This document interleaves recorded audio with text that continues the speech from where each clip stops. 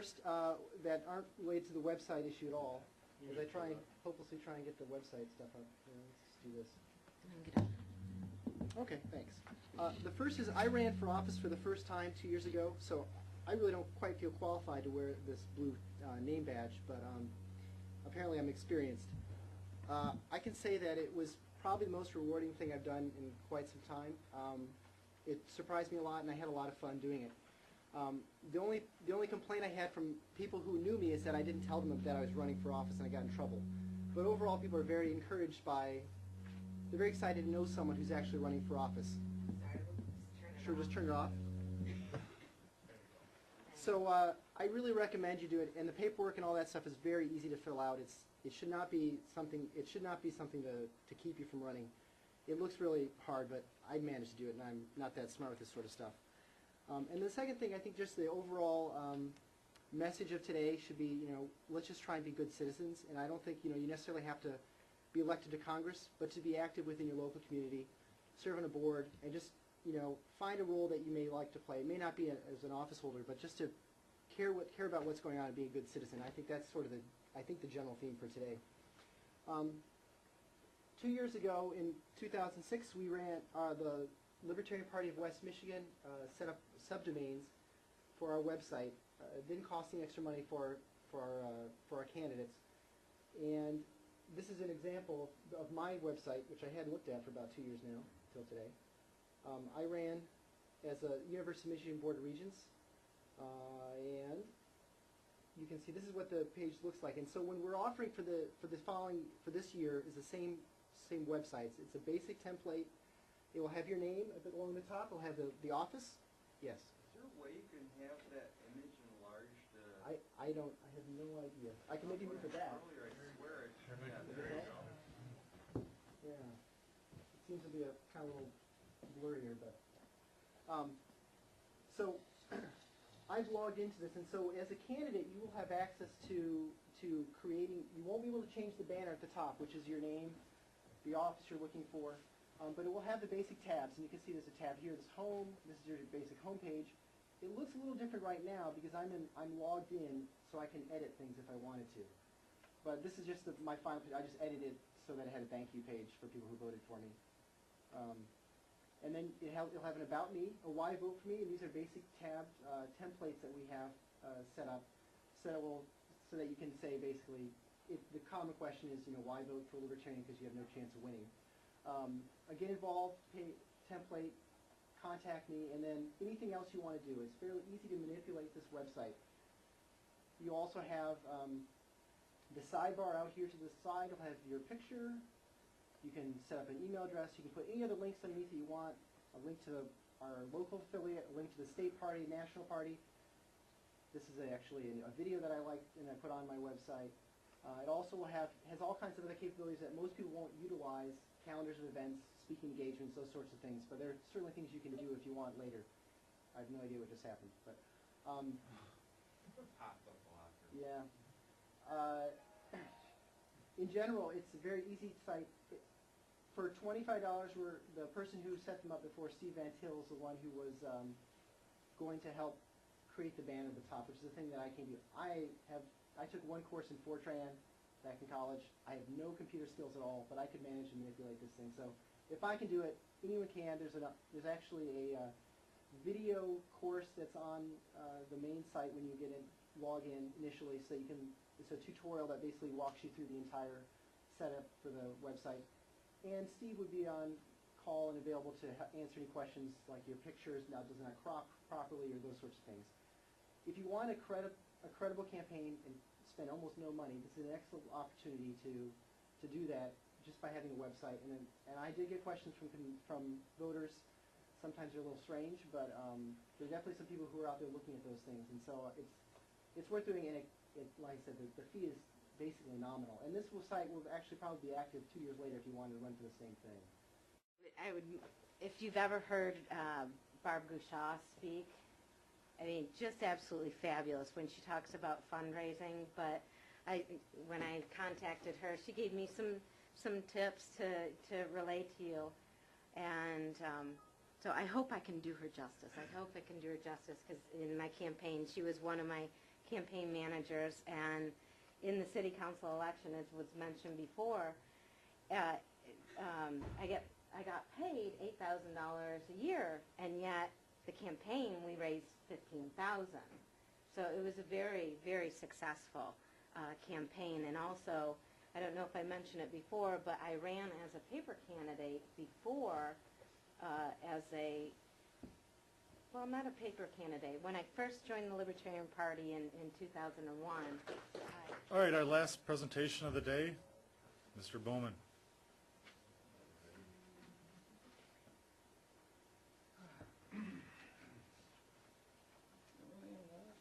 Oh, I see. No, we got the closing right.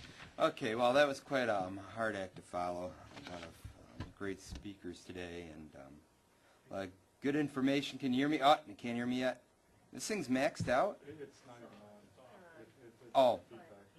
Oh, okay, yeah, okay, well, here, all right, I may use the lectern anyway, I'm used to it.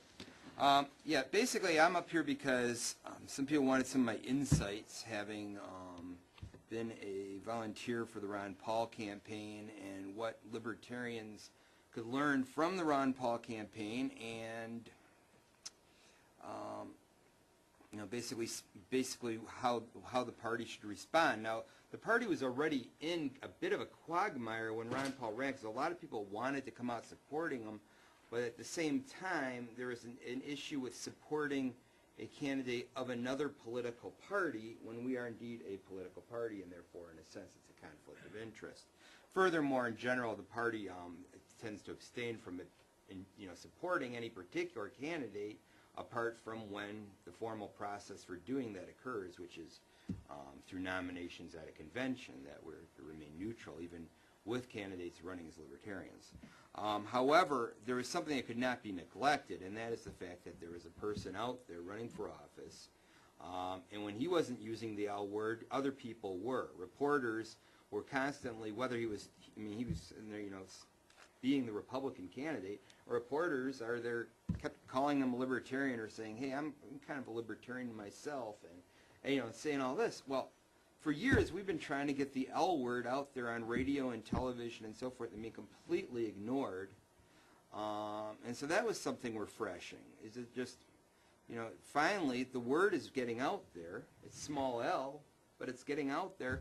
And on as many issues as most candidates in the party and as most members of the party tend to agree with the platform, that he was as close to that as they are. I mean, granted, I can pull out a couple issues. I'm not going to really spend time on them, but sure, there are a couple issues where he differed from the majority of the Libertarian Party. But the point was, the vast majority, and in a very strong and clearly spoken way, he was in conformity of that. And so, obviously, I got involved, a lot of other people got involved, and a friend of mine had been saying way back, and this is, Jim back there probably remembers Kent Heine from Ann Arbor, running for council. I remember he was sitting there talking about, what are we going to do to get anywhere as a party, and he was sitting there, he goes, what we got to do, we got to wait for a wave to come, because I guess he was a surfer, he'd go traveling, tropical surfing, and he said, and you got to wait for the wave to come, and then you catch the wave. You can't just put your surfboard out on the water and expect it to go anywhere. But if there's a wave, and you throw your surfboard out there, you can catch the wave. Well, someone hopped in the pond, made some ripples, and there's a wave to catch, and I think we need to catch that wave.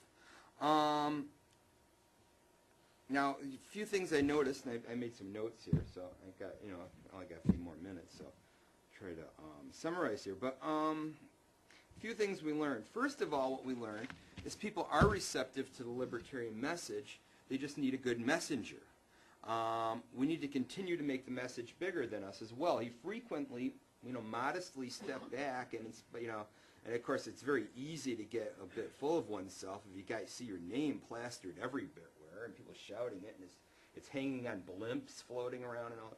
But very modestly would step back and go, it's not about me. I'm just one guy. But I'm saying the message, and it's resonating with people. If other people, want to know what's drawing all these people, he's not necessarily the most charismatic candidate as far as, maybe getting all people all excited when he speaks or anything. But people got excited anyway because they liked the message. The message that we thought we've been getting out there for years, but I think a lot of us got too shy. I really think a lot of people have been afraid. I mean, this is my take on the thing. A lot of people have been afraid to come out and actually say, yes, I want to abolish the IRS, because they're afraid of sounding crazy. It's like, okay, well, we tried this, we stayed on the margin, and then the more people step back thinking now maybe we get a little more credibility by being a little more subtle or soft-selling the message, instead of that getting us a few more numbers in there that then we can say, well, we really want to abolish the IRS. Instead of it working that way, it seems to have not worked more against us. A lot of times it seems like there's been a thinning of the numbers, not large growth due to being cautious on the issues. At the same time, you don't want to offend people, but you be nice about it. You deliver the message, you deliver it with manners, but don't apologize. If someone says, do you really want to abolish all those departments? Like the first time I realized that we were finally getting a lot of, the message was getting a lot of publicity from this man, is he's on the Stephen Colbert report. I mean, I had already heard he was running. It's like, oh, they're going to ignore him. No one's going to pay any attention to him. You know, just like the rest of us libertarians, except now he happens to be in a party that doesn't even want him. But there he is on the Colbert report, and Colbert's like on there going, you want to get rid of the FBI, the CIA, the this, that? And he's like, yup. And the guy's like, you know, he didn't point punches. Another thing, being a major party candidate, what did that do? It forced the media to lend respect to a candidate. But as soon as they have an excuse, even if you're in a major party, they will marginalize you. Now, he managed to have a lot of money, and that they couldn't ignore that. There were a lot of supporters at being places where they could not be ignored, and that made a difference. But still, they will, it seems like, and I've come to this conclusion, and a lot of supporters who before weren't really into the cause or issues didn't quite understand this, but I think there really is a genuine anti-liberty bias in the media. And not necessarily the media is not one monolithic thing, but I'd say at the national level, as far as the people who do the so-called objective reporting on the news, they're not. And I think a lot of people were enlightened by it. They realized, oh, they really aren't objective. And myself, I thought they were just discriminating against minor parties. I didn't realize it was an ideology that was being discriminated against. But if you look at two people in the Democratic Party, what one candidate has gotten the least respect? Mike Gravel. In fact, I think, as far as I know, he's still a candidate. You wouldn't know it from watching television. Oh, didn't he drop out? No. And you look at, like, you might go, well, that's just because his numbers are low. Then why is it when you go to the CNN website and you look at the pictures of the candidates, the two worst photographs are Ron Paul and Mike Gravel. In fact, the one from Mike Gravel is really bad. I mean, if they got that picture like this of Ron Paul, I think they just would have too much of a phone bill or something. He's like, I mean, it's contorted. But just there's clearly a bias, and so now, you know, not to get into any theories, and this is again, someone was talking earlier about not trying to explain why too much, because then you end up getting in arguments about that. Stay away from the conspiracy theories, and believe me, we had to learn that all over again. I'm not going to get into why there's that bias. I just know it's there, and deal with it, accept that it is there, and then work with it. And so, but basically, that's one thing I noticed. Another thing, money talks. People beat the media barrier for quite a while with fundraising. Still, you got to realize that the person who isn't having any money, that has a lot of respect from the so-called, not even the programs, the objective reporting of the national media, that's the person everyone's going to think is real. And so you got to raise enough money that they can't ignore you anymore. You got to break the barrier. John Kuhn did that when he ran for U.S. Senate in Michigan. It was another time where he did finally start to break a barrier, and they had to give him the same respect they gave other candidates. But it's not as easy if you're a third-party candidate. So being bold and firm and consistent with a message attracts the type of supporters we need. We should go back and remember our roots and why we support what we believe in. People enjoy being part of something big. Growth feeds on itself. I felt this at the Grassroots rally back in the 90s with the John Kuhn campaign, and I felt it at LPM conventions when I go, and also then I felt it when I was at the DIAG in Ann Arbor after the Dearborn debates with Ron Paul speaking. Huge crowd. When people feel they're part of something big, it makes them feel more, they're more motivated to do more. even though their contribution may seem smaller, now they're part of a big thing. People like protests, marches, sign wavings, all this stuff, which seem to have no particular campaigning value, but for some reason people love it, and if it keeps supporters going, makes them feel motivated, I suppose it's a good thing. Money bombs worked so well. The money bombs they may have heard of, it made a $20 contribution into part of a multi-million-dollar event. So once again, if you create a situation where people can do something small and be part of something big, more people will get involved. Finally, I think we need to remember, and having people that we've already talked about today in Michigan running in different ballots and some nonpartisan, we got to keep remembering also that the message goes beyond the party label. It isn't just about getting libertarians with a big L elected. Remember, the reasons we're running as libertarians is for a libertarian message, and we need to remember that we want to get the message out, and people know what we believe. That's what I get.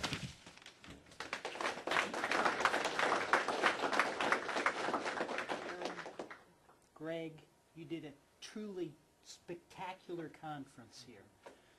You've got a wonderful turnout. You had great presentations. Thank you very much.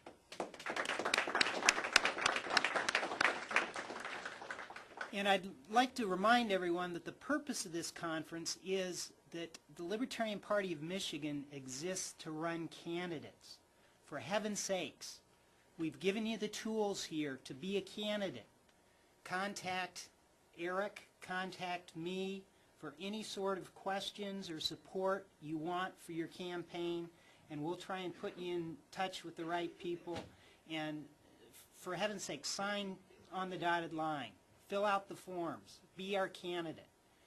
I'd like to remind everybody that we got a very exciting national convention coming up in May, and if you can make the trip to Denver, you're welcome. It's fun.